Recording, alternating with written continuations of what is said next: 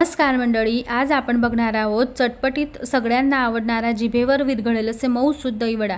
काय सांगू मंडळी, खूप छान झाले होते दहीवडे। अगदी कापसासारखे मऊ लुसलुशीत जिभेवरच विरघळतील इतके सॉफ्ट झाले।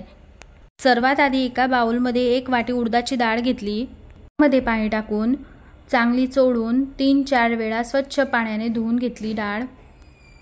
डाळमध्ये पाणी घालून 5 ते 6 तास भिजत घालायची आहे। 5 तास झाले आहे। डाळ भिजली की नाही आपण बघू। डाळ छान अशी भिजली आहे। ही डाळ आता मिक्सर मधून बारीक करून घ्यायची आहे। बोटाने मी दाबून बघते तर ती दाबली जात आहे। मिक्सरच्या भांड्यात अर्धी डाळ टाकून घेणार आहे। थोडे पाणी डाळ मधलेच टाकते चमच्याने। डाळ मिक्सर मधून वाटत असताना जेवढे कमी पाणी वापरता येईल तेवढे कमी वापरायचे आहे। डाळ झाली आहे बारीक, आता ती एका भांड्यात काढून घेते आहे। अशाच प्रकारे मी अर्धी डाळ अजून बाकी आहे ती पण तशीच वाटून घेते आहे। डाळ वाटून झाली, आता चांगले फेटून घ्यायचे आहे हाताने 5 ते 6 मिनिटे हलके होईपर्यंत।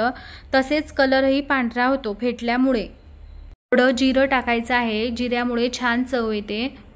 चवीप्रमाणे मीठ टाकायचं। मीठ हे जेव्हा आपल्याला वडे तळायचे आहेत तेव्हाच मीठ टाकायचे। अगोदर मीठ टाकले तर रवणाला पाणी सुटते। फेटल्यामुळे काय होतं तर त्यामध्ये हवा भरली जाते, त्यामुळेच ते हलके होतात आणि मऊसूत होतात। पीठ फेटून तयार झाले आहे, त्याचा रंगही पांढरा दिसत आहे। त्यात थोडा पिठाचा गोळा टाकून ते वरती आले म्हणजे पीठ चांगले फेटले गेलेले आहे। हिंगाच्या पाण्यासाठी गरम पाणी करून त्यात मीठ आणि हिंग घालून हे पाणी तयार केले आहे। पाणी खूप गरम करायचे नाही आहे। हिंगाचे पाणी तयार झाले आहे। वडे तळायचे आहे। आता कढईत तेल टाकून तेल गरम झाल्यावर हाताला पाणी लावून छोटे असे गोळे सोडायचे आहे। तेल खूप गरम करायचं नाही आहे। झाऱ्याने तेल वरती वड्यांवरती टाकून घ्यायचं आहे। खालची बाजू झाली की उलटवून घ्यायचे आहे वडे। दुसरी बाजू पण करून घ्यायची आहे। गोल्डन कलर आला की काढून घ्यायचे आहे। बघा छान असा गोल्डन कलर आलेला आहे। तरी उडदाच्या डाळमध्ये मुगाची डाळ पण घेतली तरी चालते। निम्म्याला निम्मे प्रमाण म्हणजे जर 1 वाटी उडीद डाळ घेतली तर 1 वाटी मुगाची डाळ असे प्रमाण घेतले तरी चालते। एक एक करून तेलामध्ये वडे टाकले। खालची बाजू झाली की पलटवून घ्यायची आहे त्यांना आणि झाऱ्याने तेल त्या वड्यांवरती टाकायचे आहे, त्यामुळे लवकर वडे होतात।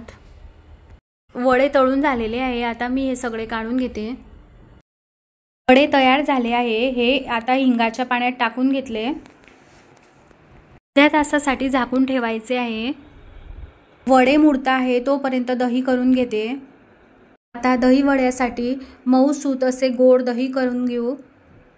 दही ताजेच घ्यायचे, ते आंबट नसते। यामध्ये काळं मीठ आणि 4 चमचे पिठी साखर टाकून यातल्या गुठळ्या मोडून मऊसूत होण्यासाठी दही गाळून घेणार आहे चाळणीने। साखर आवडीनुसार घ्यायची। तुम्हाला गोड आवडत असेल तर अजून घेतली तरी चालेल। पिठी साखरच घ्यायची, ती लवकर मुरते। बघा दही आणि साखर एकजीव झाले आहे। दही वड्यासाठी लागणारे परफेक्ट असे मऊसूत दही झाले आहे। त्याची कन्सिस्टन्सी अशीच हवी। हिरवी चटणी तयार करून घेऊ। हिरवी चटणी तयार करण्यासाठी 1 कप कोथिंबीर घेतली। यामध्ये पुदिना 20-25 पाने घेतली। 2 हिरव्या मिरच्या घेतल्या। लिंबाचा रस, 2 चमचे साखर, चवीपुरतं मीठ आणि 2 चमचे दही। दही आंबट नको, ताजेच हवे आणि थंड फ्रीजमधलं पाणी। थंड पाण्यामुळे चटणीचा कलर हिरवाच राहतो। यात तुम्ही आईस क्यूब टाकला तरी चालतो। आता हे मिक्सरमधून बारीक करून घेऊ। चटणी वाटीत काढून घेते।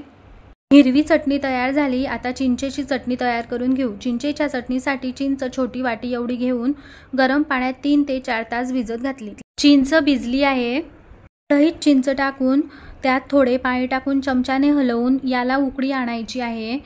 उकळी आली की यातच गूळ टाकायचा आहे। पाण्याला उकळी आलेली आहे, यात आता गूळ टाकून घेऊ। गूळ टाकून झाल्यावर चांगले चमच्याने मिक्स करून घ्यायचे आहे। वर 3 ते 4 मिनिटांसाठी झाकण ठेवायचे आहे। गूळ विरघळला आहे। गॅस बंद करून हे थंड झाले की मिक्सर मधून बारीक वाटून घ्यायचे आहे। थंड झालेले आहे हे, आता मिक्सरच्या भांड्यात टाकून वाटून घेते। तयार झालेला पल्प आता गाळून घेऊ चाळणीने। भांड्यात आपण चटणी बनवणार आहोत त्याच भांड्यात गाळून घेते आहे। चाळणीमध्ये किती कचरा आहे चिंचेचं। गॅसवर ठेवून याला उकळी आली।